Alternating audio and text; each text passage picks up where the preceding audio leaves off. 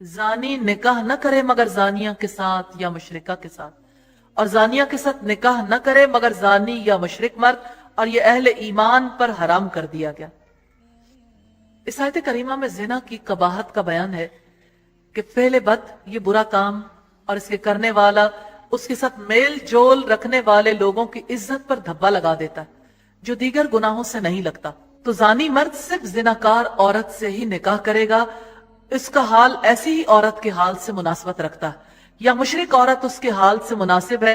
جو عورت یوم آخرت اور یوم جزا و سزا پر ایمان رکھتی ہے اور اللہ تعالیٰ پر ایمان رکھتی ہے، اس عورت کو اللہ تعالیٰ اتنی بڑی سزا نہیں دینا چاہتے کہ کوئی زانی مرد اس کے ساتھ رشتہ نکاح میں بن جائے جس کی وجہ سے پوری زندگی اذیت برداشت کرتی رہے۔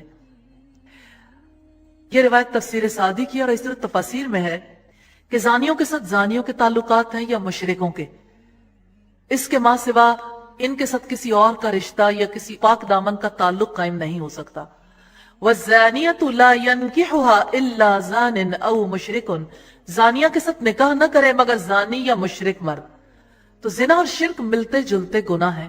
زنا میں ایک مرد اپنی بیوی کو یا بیوی اپنے شوہر کو چھوڑ کر کسی غیر سے تعلق قائم کرتی ہے۔ شرک میں انسان اپنے رب کو چھوڑ کر غیر اللہ کی طرف جھکتا ہے۔ یوں دونوں میں ایک عجیب مانوی تعلق پایا جاتا ہے جس کی وجہ سے ان کا اکٹھے ذکر کیا گیا۔ وَحُرِّمَ ذَلِكَ عَلَى الْمُؤْمِنِينَ، اور یہ مومنوں پر حرام کر دیا گیا، یعنی مردوں اور عورتوں پر۔ کوئی پاک دامن مرد کسی ناپاک عورت سے نکاح نہ کرے، کوئی پاک دامن عورت کسی ناپاک مرد کے ساتھ نکاح کر کے نہ دی جائے۔ یہ ایسر تفاسیر کی روایت ہے۔ ہاں البتہ کوئی توبہ کر لے تو اس کا معاملہ فرق ہے۔